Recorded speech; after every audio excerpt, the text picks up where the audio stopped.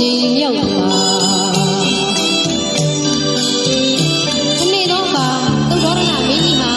အခါရတဲ့၌စစ်စင်စီရင်ကျင်းပမြဲဖြစ်တဲ့လဲထွန်းမင်္ဂလာကျင်းပပါရရှင်အဲ့ဒီနေ့မှာတော့ကပ်ပီလိုပြည်တပြည်လုံးမှာရှိတဲ့ပြည်သူတွေဟာအဝတ်တစ်တွေကိုဝတ်ဆင်ရပြီးတော့ထုံလုံးပုံတစ်ထောင်ပြင်ဆင်လို့သုဒ္ဓရဏမင်းကြီးနဲ့တကွမူမတေရောပြည်သူတွေပါဆင်နွှဲတဲ့လဲထွန်းမင်္ဂလာတွင်ပွဲကိုမင်းကြီးကသားတော်အလောင်းမင်းသားလေးကိုပါခေါ်ဆောင်ခဲ့ပြီး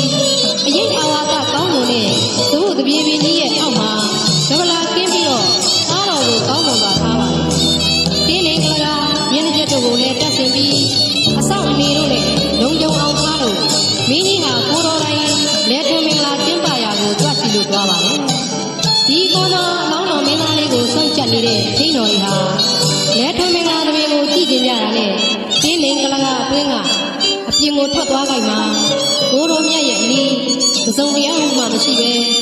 တင်းမလင်းဖွက်ခွေလို့ဖွက်လေးဝင်လေးအာနာပါနာတတိဘာဝနာကမ္မထံစည်းပြန်လာယူပါဝတ္တရပထမဇန်ကိုရတော်မူပါလိမ့်ရှင်နေမုန်းလွဲတော်လဲစံလျာသမှုတပြေပင်ရဲ့အရေးအာဝါဒဟာမပြောင်းမလဲဝန်းဝိုင်းလို့သာတည်ရှိနေတာကိုသမဲတော်မင်းကြီးကြွလာလို့တွေ့တော်မူတော့သားတော်ကိုရှိခိုးပြီးအိုးချစ်သားမြတ်ယခုအချိန်ရှိခိုးခြင်းသည်နှစ်ကြိမ်မြောက်ရှိခိုးခြင်းဖြစ်ပေသည်